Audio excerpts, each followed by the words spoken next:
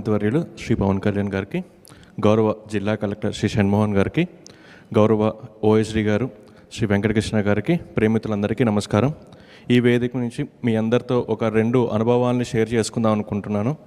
కరెక్ట్గా 3 నెలల కిందట తెల్లవారుజామున ఒక జిల్లాలో ఒక 3 ఉపాధి శ్రామికులు నడుచుకుంటూ వెళ్తున్నప్పుడు ఒక ఆటో వచ్చి వాళ్ళని గుద్దటం వల్ల ఆ 3 ఉపాధి శ్రామికులు చనిపోవడం జరిగింది. చనిపోయిన వెంబటనే దాదాపు ఒక 6-7 గంటల్లో గవర్నమెంట్ నుంచి వాళ్ళకి రావాల్సిన కాంపెన్సేషన్ మనం వాళ్ళకి ఆ కుటుంబానికి అందించాం. కాకపోతే ఉన్న జీవో ప్రకారం గవర్నమెంట్ నుంచి వచ్చే కాంపెన్సేషన్ 50,000 రూపాయలు. ఈ విషయం డిప్యూటీ సీఎం గారికి తెలిసిన వెంబటనే డిప్యూటీ సీఎం గారు ఇచ్చిన ఇన్స్ట్రక్షన్ 50,000 నుంచి మనం మ్యాక్సిమం ఎంతవరకు ఇవ్వచ్చు అంటే 50,000 నుంచి 2 లక్షల దాకా ఇవ్వచ్చు అని చెప్పినప్పుడు సార్ స్పెషల్ ఇన్స్ట్రక్షన్ ఇచ్చి మనం ఆ 3 కుటుంబాలకి 2 లక్షల దాకా కాంపెన్సేషన్ చెల్లించడం జరిగింది. అదే రోజు సార్ ఇన్స్ట్రక్షన్తో ఇంక నుంచి ప్రమాదవశాత్తు ఏ ఉపాధి శ్రామికుడు చనిపోయినా సరే ఈ జీవో 10 ఏళ్ళు 15 ఏళ్ళ నుంచి మారకుండా ఉన్న జీవోని మార్చి 50,000 కాంపెన్సేషన్ నుంచి 2 లక్షలకి పెంచడం జరిగింది.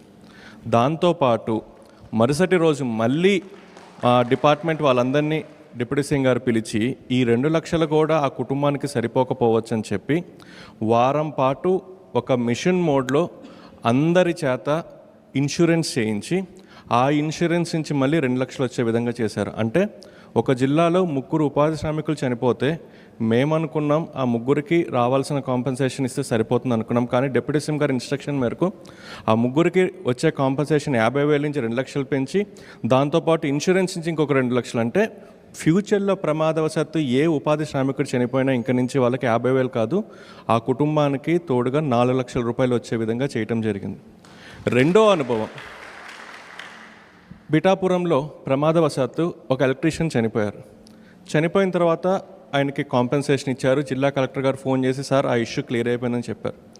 అయిపోయిందని చెప్పిన తర్వాత కూడా సార్ మమ్మల్ని పిలిచి అసలు ఎంతమంది ఎలక్ట్రీషియన్లు ఉన్నారు, నిజంగా ఎలక్ట్రీషియన్ కనుక ఒక ఇన్సులేటెడ్ గ్లో వేసుకుంటే చనిపోయేవాడా, మంచి మంచి ఇన్సులేటెడ్ ఇన్స్ట్రుమెంట్స్ వాడుంటే చనిపోయేవాడా, ఇన్సులేటెడ్ షూ వేసుకుంటే చనిపోయేవాడా అని చెప్పి ఒక సర్వే చేయించి సర్వే ప్రకారం ఉన్న 323 మంది ఎలక్ట్రీషియన్స్ని ఐడెంటిఫై చేసి ఇంకా పిఠాపురంలో ఏ ఎలక్ట్రీషియన్ చనిపోకూడదు అని చెప్పి మీకోసం ఈరోజు ఇన్సులేటెడ్ ఎక్విప్మెంట్ని, ఎలక్ట్రికల్ ఎక్విప్మెంట్ని, ఇన్సులేటెడ్ గ్లౌస్ని, ఇన్సులేటెడ్ షూస్ని, దాంతోపాటు ఇన్ని చేసిన ఇంకా ప్రమాదవశాత్తు ఎవరైనా పొరపాటున చనిపోయినా మీ అందరికీ ఇన్సూరెన్స్ని స్వయంగా ఆయన అరేంజ్ చేయడం జరిగింది.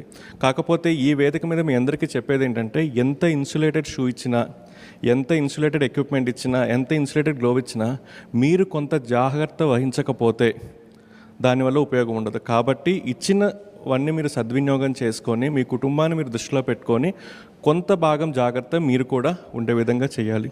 Sir, thank you so much for giving me this opportunity sir.